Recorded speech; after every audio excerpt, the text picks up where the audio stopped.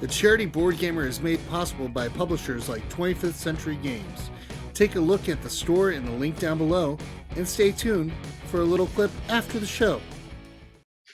Hey folks, welcome to the Meeples of Joy podcast.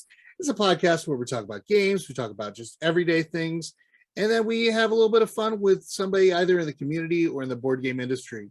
Of course, I'm Chris from the Charity Board Gamer, and right beside me, I have somebody who is my encourager of chaos, the amazing and wonderful Chelsea. Hi, I'm Chelsea. You can find me on Chelka's Corner on Instagram.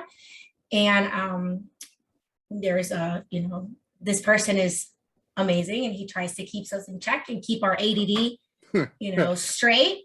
And we're very grateful to have him. It's a little like herding cats around here, but yes, I am Justin of Play Games Spread Joy, and we're just having fun here, trying to spread joy, having fun, and have amazing guests as well. Chris, do you want to introduce who we have with us today? Yes, this is one of the designers from the op.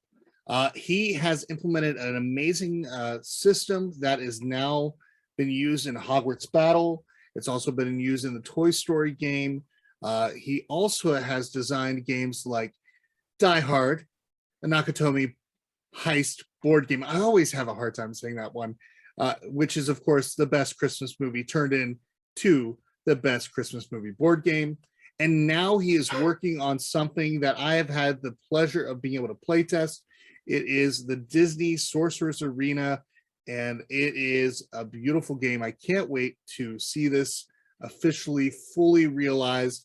But I have the wonderful Sean Fletcher, but we always like to call him Fletch. Hello, Fletch. How are you? Doing well.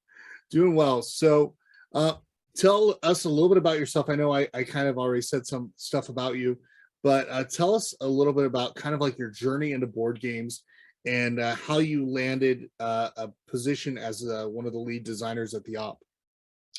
Well, it goes back a long way to maybe my high school years when I had Hero Quest, and my buddies and I would make up new characters to play in Hero Quest. And that was kind of when I realized, wait a minute, this is something people do. Somebody has to make these games.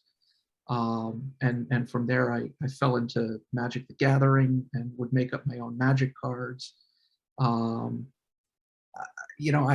went to school in Rochester, New York for graphic design, and a lot of the projects, when we were given free reign to just make something, I would make board game box covers, and I would make board game components, and I would design all things about board games.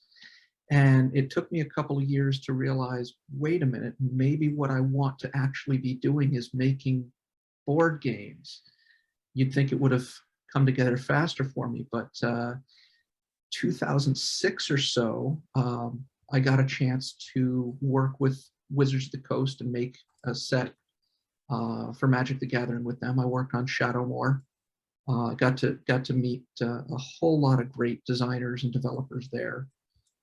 Became really good friends with a lot of the folks in Magic R&D. From there, I went back to graphic design for a while and wound up with a studio called Forest Prasad Creative as a graphic designer. Coincidentally, they made board games. So I sort of transitioned from being a graphic designer to a board game creator there. We made a lot of kids games, so I did a lot of the sorts of licensed kids property games that you'd find at Target. At one point, I walked through a Target toy or games section, and I had worked on something like 20% of the games on that shelf, just between having done art and having done some development play testing with Forest Prasad. And then a few years ago, I left Forest Prasad and went to the op. When I was at Forest Prasad, I led the development of the engine. You mentioned Harry Potter Hogwarts Battle. I designed the engine for that. And after I left Forest Prasad,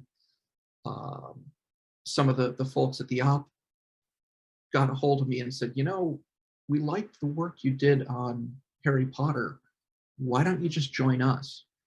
And I was like, yeah, you know what? Seems like a good place to go. San Diego is a nice place known for great weather. So we packed up from Seattle and came down to San Diego, and I've been working with the op since then. That's awesome. I know that the op, of course, does a lot with intellectual properties. Of course, Marvel's one of them. The Harry Potter license is one of them. And of course, Disney. What has been some of your favorite intellectual properties to work with other than the one that we are going to talk about tonight? Well, you mentioned Die Hard. Die Hard, the Nakatomi heist was an absolute blast to work on. Pat Marino and Pat's the head of our design and dev department. He and I worked together on that game, and it was literally like 40 hours a week of just geeking out and watching Die Hard clips, mining it for awesome quotes and details. And you may remember Gen Con 2019, the ops booth was handing out crunch bars with Die Hard written on them. And that was like a direct reference to one little scene in the movie where Uli, one of the terrorists, dives over the desk at a little newsstand and steals a Nestle Crunch bar out of the commissary there and just starts eating. We were like, we gotta do something with the Crunch bar. And while it didn't make it into the game itself, we used it as a promotional thing for the debut of the game at Gen Con. So that was just so much fun to mine for details. Another one that I had a lot of fun with was Marvel Smash Up. And Marvel Smash Up, all of the art in the cards comes directly out of Marvel comic books. And for a lot of that project, the dubious honor of finding all of the art fell to me. So I would spend days just scanning through comic books digitally, looking for the exact right picture of Peter Parker or of Doc Ock or Blue Marvel, just to fill the images on those cards with the perfect pictures of the characters and the actions. Very cool. And now you're doing a Disney themed game. Tell us about the amazing process, because I got to be a little piece of it. I got to see some of it, but it has developed into something that's just phenomenal. So a couple of years ago, one of my bosses, Casey Sershin, went to a Disney licensing summit. And that's where all of the different companies that work with Disney on licensed products get together and talk about the nuts and bolts of what kind of products they can make and what properties they can put together with those. And one of the folks from Disney Interactive talked to Casey and said, hey, we've got this game that we're working on called Disney Sorcerer's Arena, and we think it would be a really cool board game, but we need more time to work on it. Let's put a pin in this and we'll come back and work on it later. And we waited months for news as to when we could start it, and it really wasn't until April or May of 2020. So the pandemic had started. I was working from home. We started working on how to convert this app game with millions of users worldwide into a board game. And the app is all about, it's called Disney Sorcerer's Arena, and it's all about just a battle system where you can pick a bunch of characters, heroes, villains, Disney, Pixar, put them on a team, and then just go head to head and have a last man standing tactical battle with Disney characters. So we made some adaptations to it. We went from 5 characters down to 3 on a team. We whittled it down from about 60 characters that were available at the start when we were working on this down to 8. And we built a whole system where you could play cards to strategically move your characters around the board, get in range of each other, occupy victory point spaces, knock out your opponents and claim victory points. It's been a lot of fun to work with. I'm very lucky in that I've had a ton of kind of creative space to work with, both mechanically and thematically. I had a lot of different influences pulling from a bunch of different games that I said, you know what, this would be cool here. This would be a great mechanic to bring in. I'd love to see a game that could do this. And as we worked with the folks at Disney, there were a number of gamers at Disney that kind of got those references and saw the vision that we were putting out there and said, yeah, you know what, let's just run with this. So it's been an absolute joy to build this game from the ground up. Yeah, it's been beautiful seeing the experience, and I was really appreciative of the fact that I was able to come in and play test. Of course, I didn't play test as much as I could have, but it was fun seeing some of the processes, like these different chapters and the development process of like seeing like the little pieces and then seeing the full scope of it all, as well as what you had planned in development for maybe as people kind of got more experience into the game, which is really neat, like adding little layers to the gameplay. Yeah. Chelsea, what are some of the questions that you have? So you mentioned there's 8 characters in the core box. Which Yes. one is your favorite of those 8? Well, let's run down the 8 first. Okay. Okay. We've got, and I've got a cheat card up here because I've been working on so many things at once. I usually will forget one of them in the process. So we've got Sully, we've got Sorcerer's Apprentice Mickey, Maleficent, Gaston, Dr. Facilier from Princess and the Frog, Demona from Gargoyles. We got to pull some real deep cuts. It was great. Ariel and Aladdin is our 8th. My favorite to play in the game, I think, is probably Sorcerer's Apprentice Mickey. There are other characters in there. Dr. Facilier, I think, is a really cool character. Does some amazing stuff. I know a lot of our playtesters have listed him as their favorite character. But I don't know. I just like what Mickey does. He builds up a sort of an army of broomsticks and then just unleashes them all at once. And there's some really good tactical decisions that you have to make, because if Mickey ever gets knocked out in the process of building up his broomsticks, he loses all of them and has to start all over again. So you have to be really, really selective as you build up those broomsticks to optimize when you're going to get that damage in there with them. And I think that's one of my favorite aspects of the core game. So you mentioned he brings in broomsticks. Do all the characters have their own abilities? Every character is designed to play sort of the way you would expect them to play based on their personalities and backstories from their various films and sources.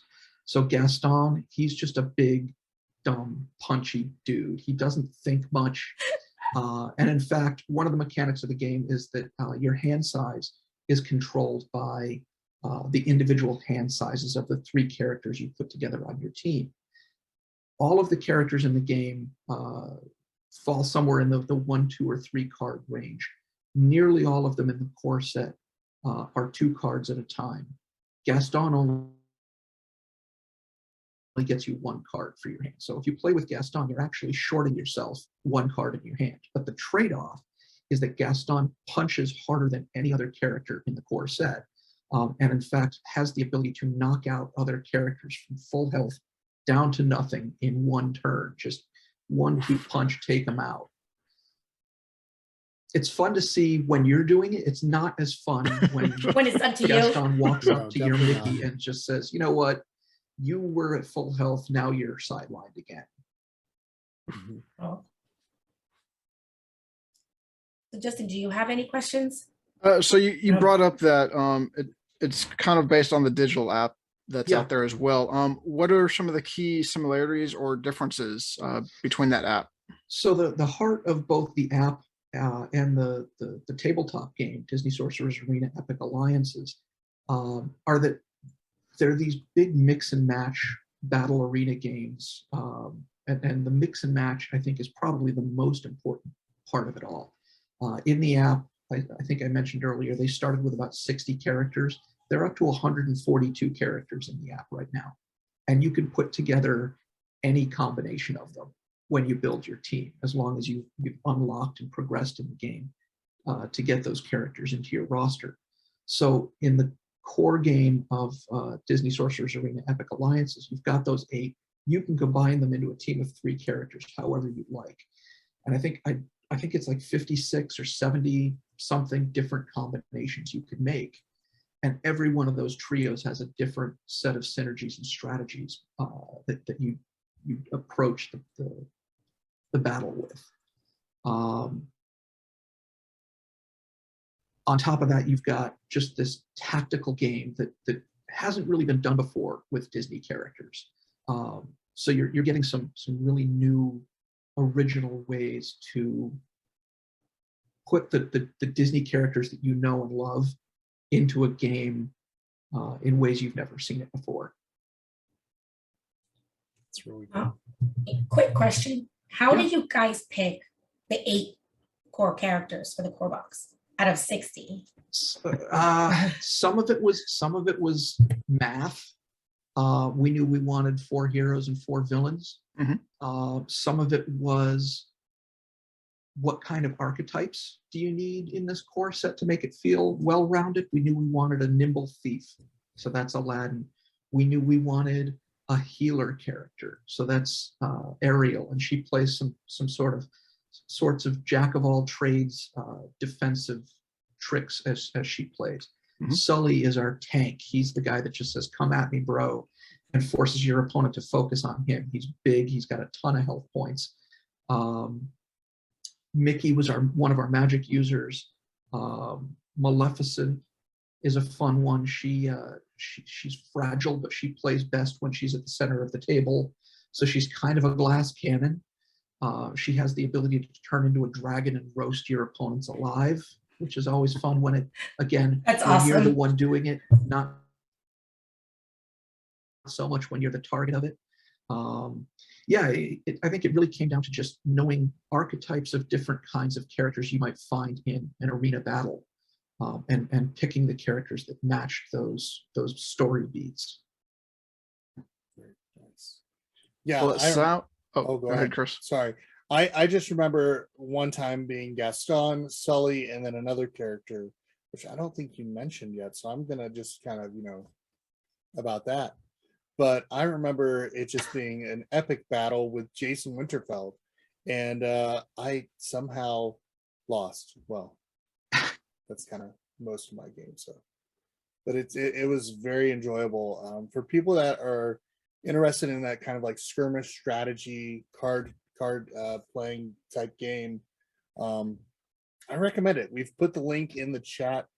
I know you'll have to edit this, Justin, I'm sorry. But we put a link in the chat because you know what, we want people to support the op, especially the people that work for it, because I mean, I enjoyed it and I highly endorse it. And we've got there's a Board Game Geek page for it now too. If is it okay for me to plug the BGG page? Plug it. Okay. Of course, plug what we need to. You can always look it up on BGG. It's Disney Sorcerer's Arena Epic Alliances. And there are a number of reviews there already from several of the playtesters. And I know we've got some playtesters in the chat right now, so shout out to them. But it's one of those things where I say, don't take it from me because I'm biased. I'm going to tell you this game is awesome. But it's been really humbling to work with some of these playtesters because a lot of them have stuck around for like 18 months of working with us on this project. We've done more testing on this game than I think any other game I've ever worked on.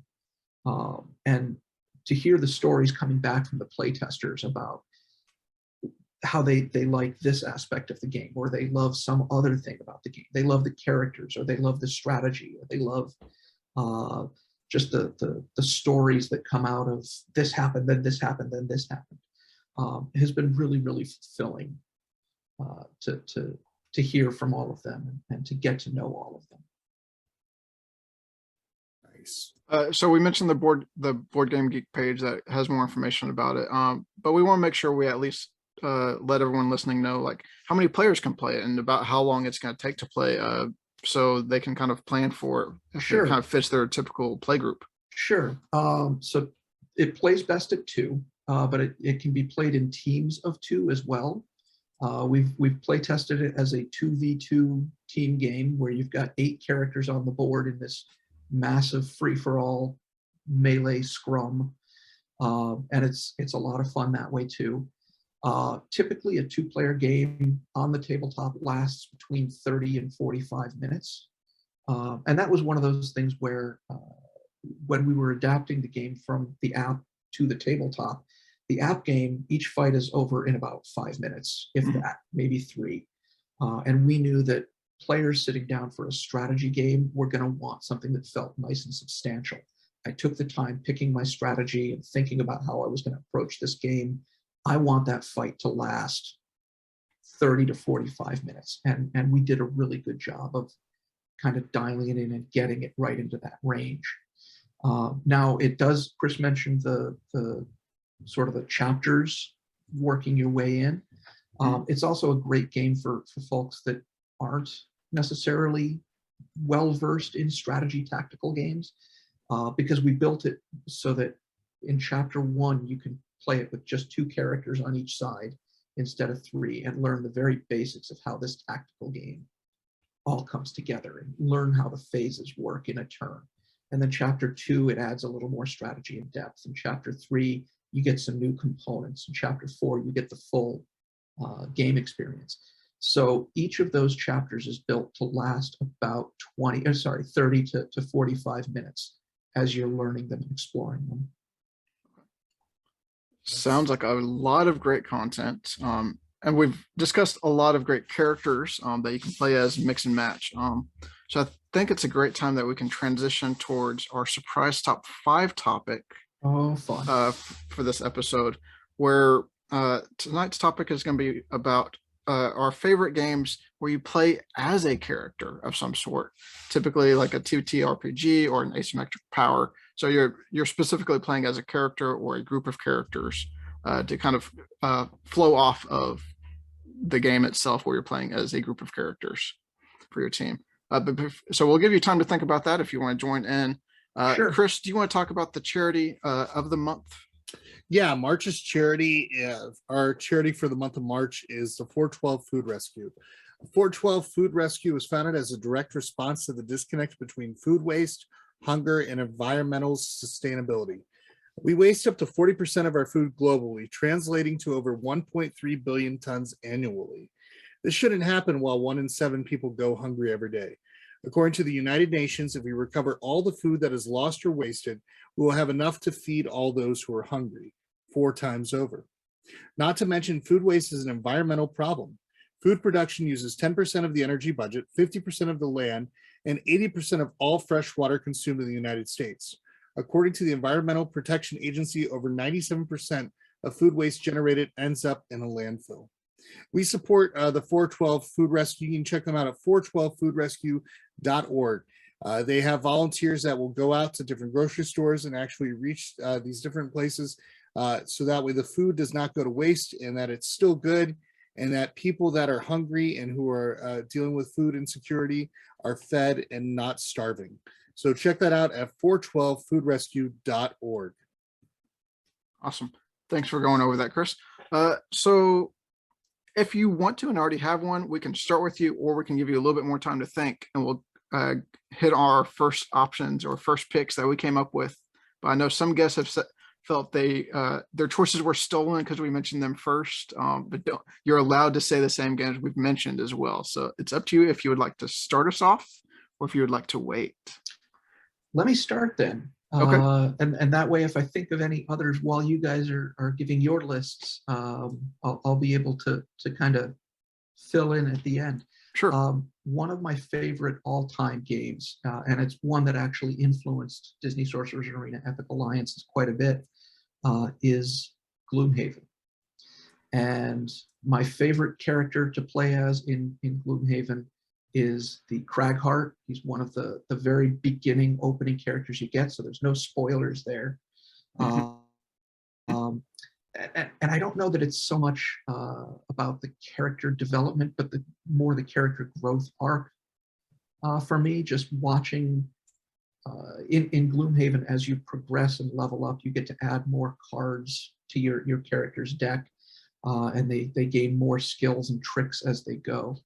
And boy, seeing the Cragheart go from a guy that's just kind of like, oh, I throw some rocks here and there, to like a guy that just makes these giant whirlwinds of doom that engulf the monsters on the board, was a great journey for me. And boy, as I was unlocking the cards for his level 3 and level 4 and level 5 cards up to his level 9 cards, getting to the top of that range and seeing just how much damage he could do and how much style he could do it with was a lot of fun for me.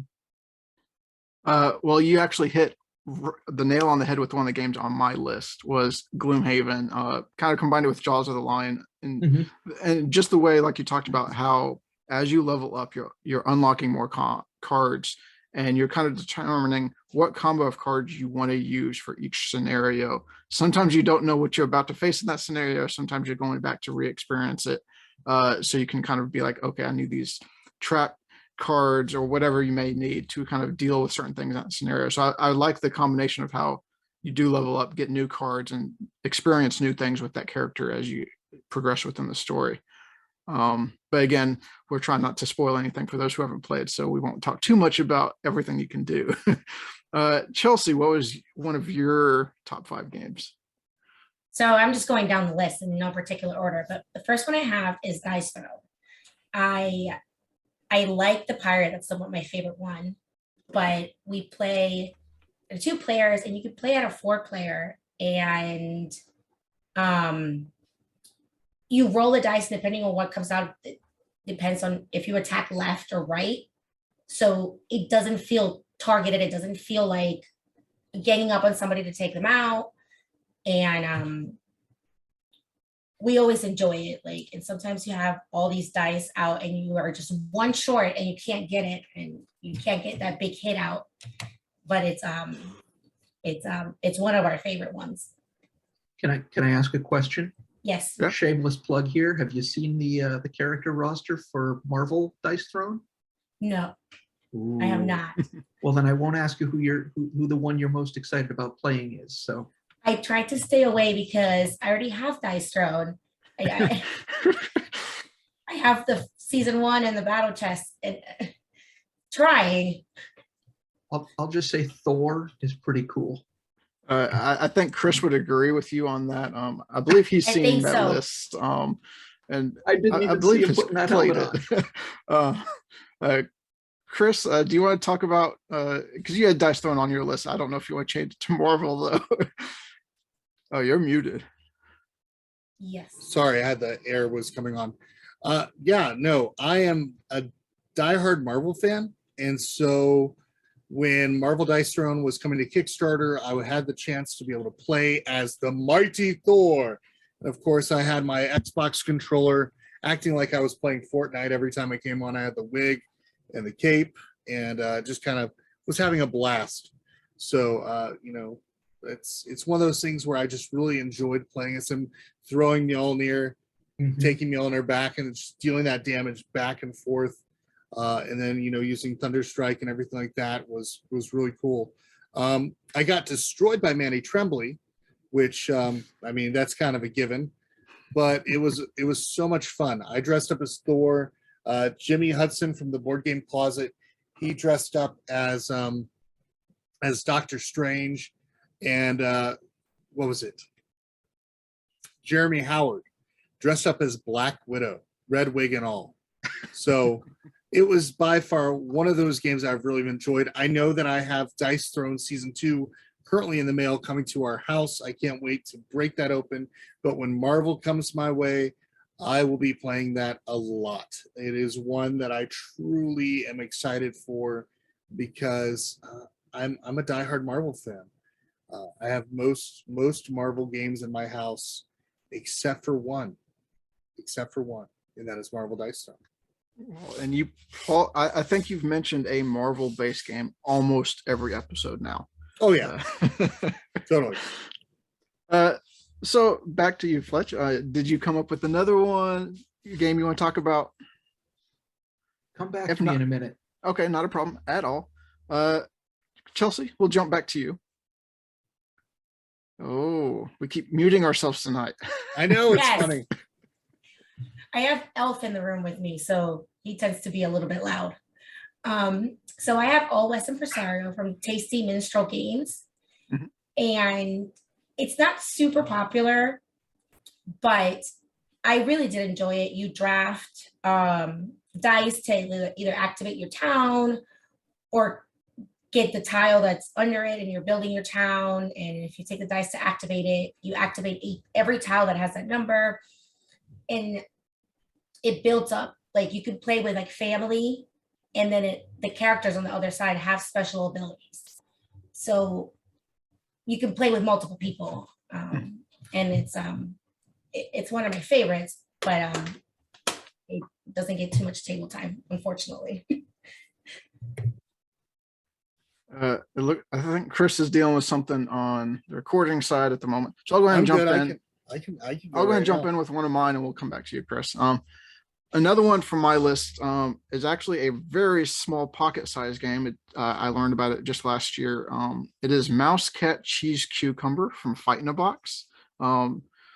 It is literally just basically cards, but everyone has a secret role that you play in it. Either the mouse, the cat, the cheese, or the cucumber. And you have a special ability you can use to reveal once and do it during the game. And so it's just kind of a quick card tile laying style game where it's kind of building a maze collectively, and each person has a unique in-game win condition. And it just quickly became one of my favorite ones for like a quick pocket throw in the bag style game because of how easily it travels, how fast it plays, and it's easy to teach. Like we learned and played in about 10 minutes while at a game convention, and it just quickly had everyone smiling and laughing about the end result and the abilities of the characters. So it was a lot of fun. Chris, what's on your list? All right. Let's go ahead. I'm going to throw in Kabuto Sumo. Now, Kabuto Sumo in beginner level is kind of just, everybody kind of plays the same amount of pieces. But as you get more into this advanced roles, you kind of have different pieces that kind of play. You can kind of change it up. Like one of them has like a wrestling belt that you can kind of push. It's a cute, fun family game, but I like the fact that the different pieces can really mess each other up, and the different approach with some of them. Like if the belt does fall, you can of course claim it and everything of that nature. So yeah, it's Kabuto Sumo from BoardGameTables.com. Nice. Okay. You ready, Fletch? Yeah, I think I got one. And I got to be careful because it could be a little spoilery. Okay. I am a huge fan of Scythe. Mhm. And Scythe, while it doesn't have much in the way of characters or character development by itself, there is a campaign companion game that goes with it called the Rise of Fenris. Okay. And it plays through 10 or 12, I think, different scenarios. And my wife got it for me for Christmas a few years ago. And we would sit down after we put our son to bed every night and just play through one of the scenarios. And I think we did this for the 2 weeks with no gaps, like unless there was something we absolutely had to be doing on one evening. Every open evening we had, we would play the Rise of Fenris. And I wound up playing as the antagonist character, and I had so much fun. It felt awesome and awful to be so devious in the way that character played.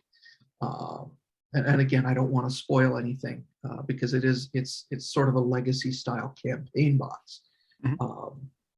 But boy, the characters that they introduced in that story were great. And while a lot of people swear by Scythe being like best at 3, 4, 5 players, I think playing it 2-player, knowing that there were 2 new factions introduced in the game, and being able to just focus on those 2 factions was a great way to play through that experience. Interesting. Definitely have to check that out. But mentioning kind of playing as a devious character and kind of somewhat off the theme of today, one of the games on my list was Disney Villainous from Ravensburger. I picked it because it's one of the few games I can actually get my family to play because they don't play a huge amount of games. But of course, it's just kind of bringing back all those memories of our favorite movies that growing up watching Disney. But you get to, of course, be devious and kind of play from the villain's point of view and kind of attempt to skew the story a bit in your favor, as opposed to the hero or whatever always winning and it being the happily ever after. Sometimes the villain wants to win, and in this case, a villain will win. Chelsea, I believe you had a game that's a bit of Take That, at least, that's a bit devious. It can be. I have Brew from Pandasaurus, and it as the same thing as OS Impresario. You can either play with this character's abilities or without it. So yeah, you can play with everybody. You know, if you play with children, because it can get a little bit to Take That. You're trying to. There's a little bit of area control, and you try to manage your potions and tame and release animals.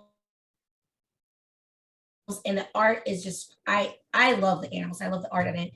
It plays really quick too. Not really complicated, but it can get really cutthroat if you let it. So Oh, we definitely let it if we were to play it at game night with you. absolutely. Chris, probably one of the more cutthroat games on your list that you like to talk about a lot. Oh yeah, unmatched right off the bat, unmatched. One of those games that you know, if anybody ever had the chance to play Epic Duels, Restoration picked this up and restored it. Hey, what a nice title, Restoration Games. All right, but yeah, I love the fact where like I can play as Buffy the Vampire Slayer, I can play as Bruce Lee, and then of course my son can play as the Raptors, and then Justin can psych me out and make me mad. So yeah, it's a fun experience. I love it, and of course they've got the next one coming out.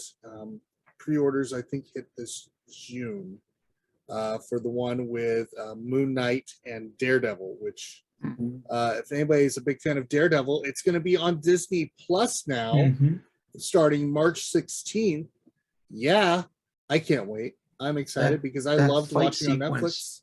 Yeah. Sorry, Netflix. That fight sequence in like the second episode of the first season of Daredevil, where it was like 3 solid minutes of him fighting in a hallway, is one of the most incredible fight sequences I've ever seen. Oh, you think about how many takes they probably did to get that fluid like that. Oh yeah. So it's so well done. Yeah, I can't wait to watch all of those series all over again on Disney Plus, and I think they're adding parental rating because if anybody's seen any of those shows, yeah, they're intense. Yes, they are. So also, we don't have to take too many takes of this episode. What So we'll rein it back in a little bit because Chris, you would talk all night about that stuff if I let you. Yeah. Fletch, did you think of another one you want to talk about, or we can come back to you later? Yeah, give me a few more minutes. Okay, not a problem at all. We'll jump straight back to Chris then. Okay. Let him talk a little bit more about another game. So one that I've enjoyed, and I played it again at Tantrum Con, but this is the first time that Beth got the chance to play it, is Furnace. Now that's from Arcane Wonders. Now, if you play it as the base game without the player characters, it's good, but it's so much more fun when you're playing with the variable characters' powers. One actually has the ability to bid more than the others. One has the ability to where their bid they can put more than one bid on the card, so that way they can get compensation, a lot more of it, which is quite nice. But yeah, it's one of those games that just works really well, especially the fact that if you're playing an engine builder, you can kind of structure your engine to get you the points. Like the first couple rounds, you'll see yourself kind of building up on how to basically multiply goods. And then on the next couple rounds, you kind of want to work towards more multiplying money, because at the end of the day, it's the money that equals points, and the most points wins. That is Furnace from Arcane Wonders. So you mentioned that one kind of playing the base game doesn't really have true character abilities until you kind of expand on it. And so the next one on my list is actually an expansion for one of my favorite games. So it's great without the characters, or even better, Lost Ruins of Arnak, the Expedition Leaders expansion from Czech Games Edition. So Lost Ruins of Arnak, I already really enjoy because it's the mix of worker placement, deck building, and resource management. But the Expedition Leaders just adds in these asymmetric powers where maybe your leader only has one worker as opposed to the two, but it can actually jump around the board a little bit more. Or you have others that can have just different abilities where maybe you're tracking the eagle on your own board to do something special. The longer you let it build up, the bigger bonus you get or something. So that just expands even more on a game I've really enjoyed. Being able to play it solo, of course, because I play a lot of solo games, but it works really well playing as a group, and then just adding those in has made it probably one of my top games now. Chelsea, what else is on your list? So I have Root from Leader Games on my list. So the first time I played this, first of all, I backed it because it was cute. I'm a sucker for cute art and cute stuff. And it got delivered the day we left for Gen Con. And the hotel that we were staying at, the demo team was there and they were practicing, and I was a total creep. And I was like, oh my God, it's the game that got delivered today. And they invited me over and like taught it to me while they were practicing to teach it the next day. And I was like, I cannot fathom that every character is so different. Like, you have to learn each one of them. And I was so fascinated by it. And it's definitely, if we have the time to play it, we would play it more often, because it's just a great game for us. Well, if we had more time, we'd be playing a lot of games. I think we all agree on that. Absolutely. So, Fletch, did you think of one you would play more? Sure. I'll kind of piggyback off of Root. It's one that I haven't played in a while, and I'll be honest, I haven't played it a ton of times. But Vast.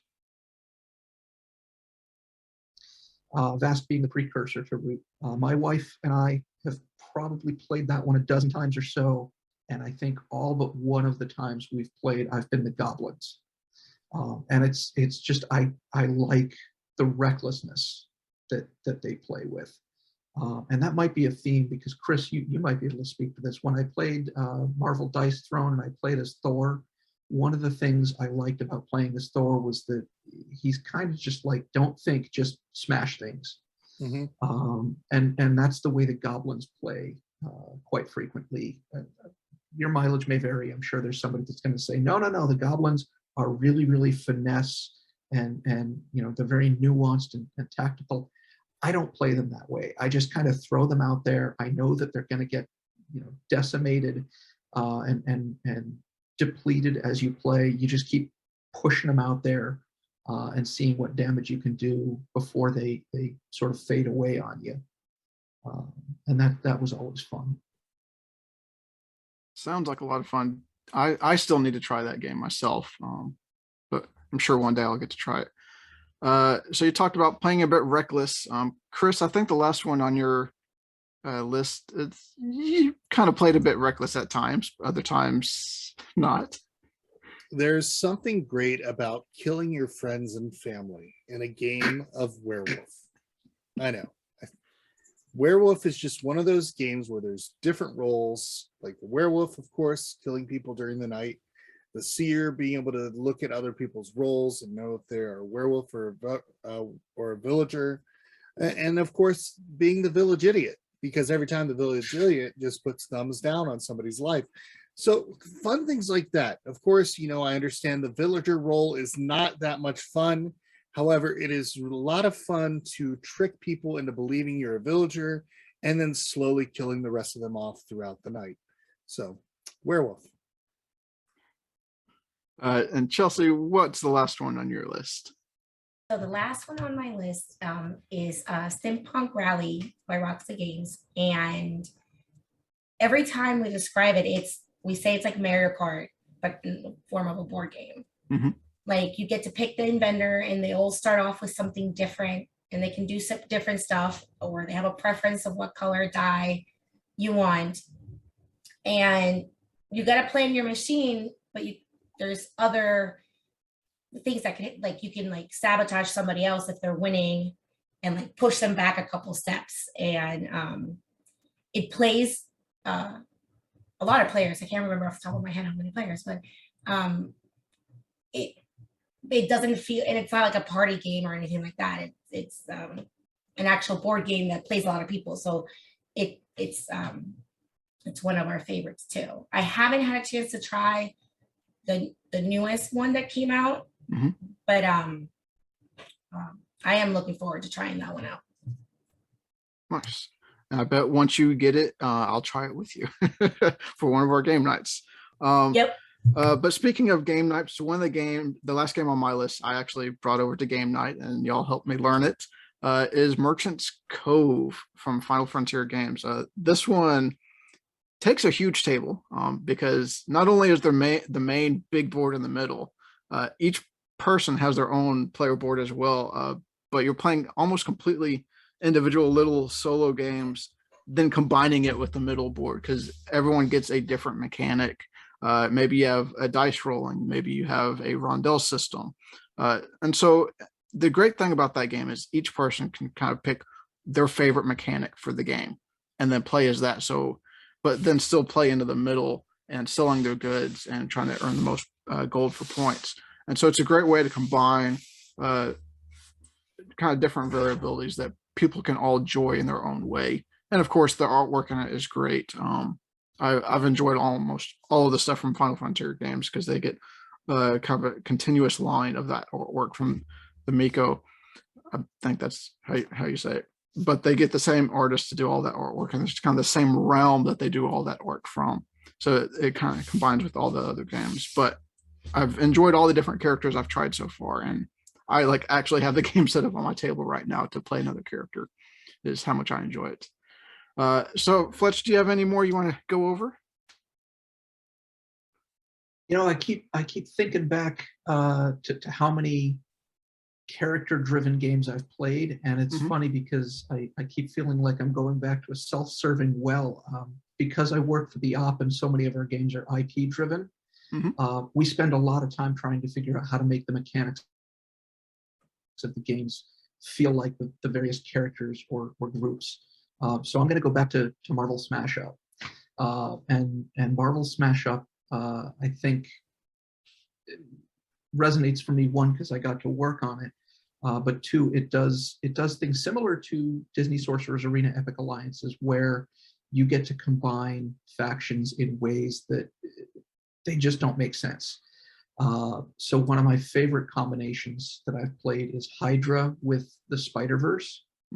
And the Hydra faction is all about sacrificing your own the smallest of your characters, who are the Hydra agents represented by Bob, agent of Hydra.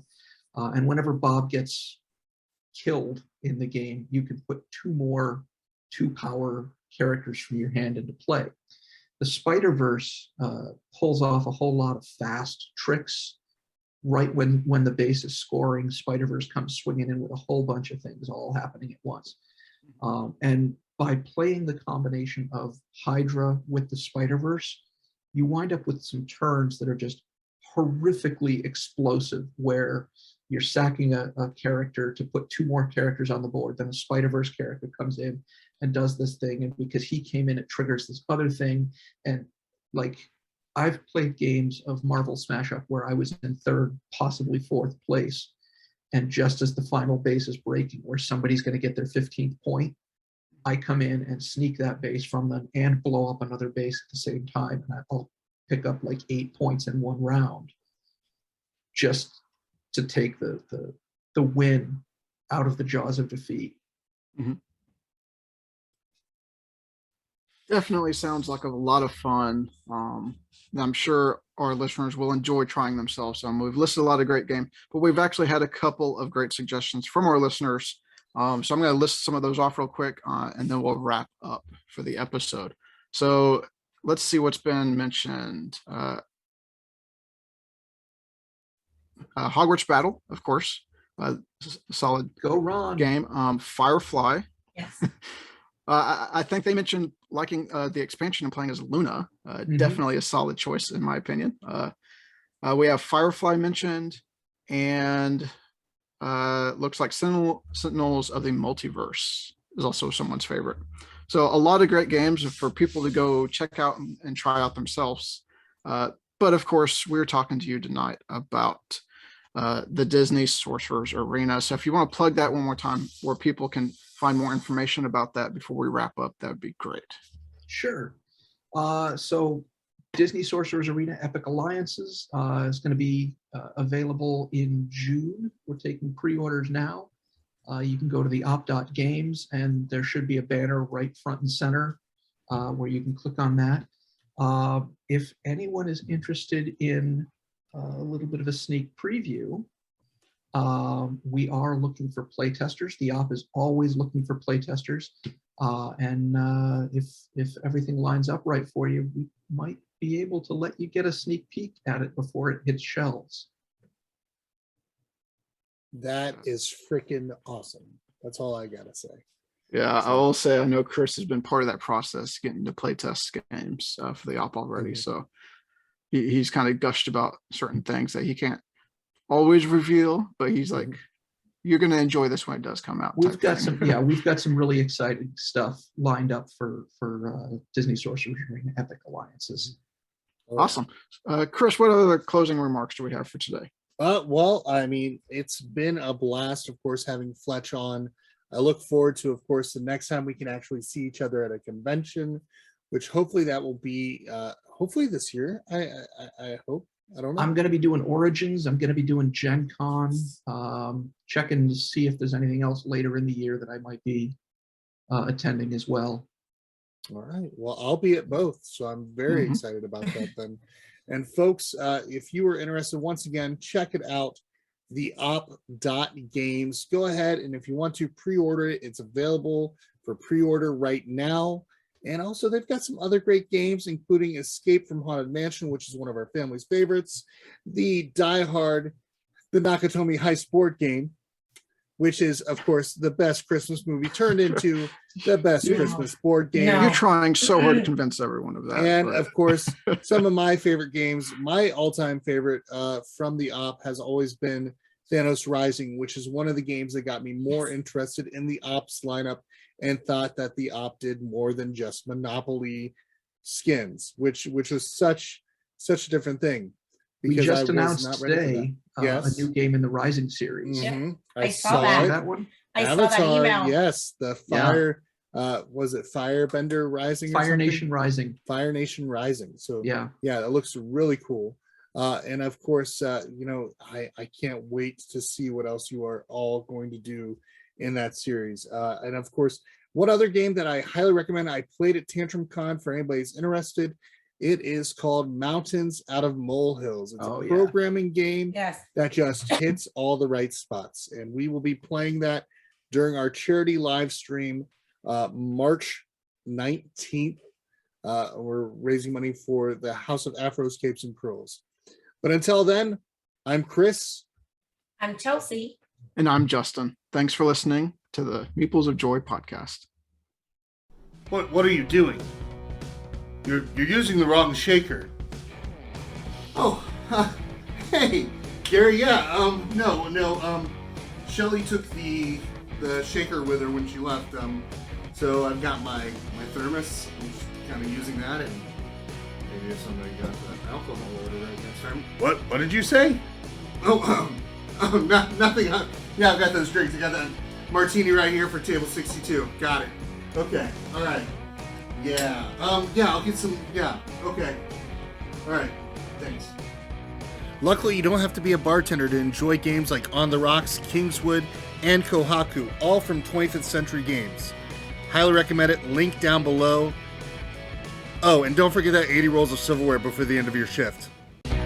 Hey, thanks for watching our video. If you like what you saw here, go ahead and hit that little like, subscribe, the little bell thingamabobber, you know the thing, and watch some of our videos. Maybe one that's maybe up here, or maybe down there, or over there, or down there. I don't know where they are, but thank you all. Remember, when we can gather at the table, we can do the same for a good cause. Bye. Bye.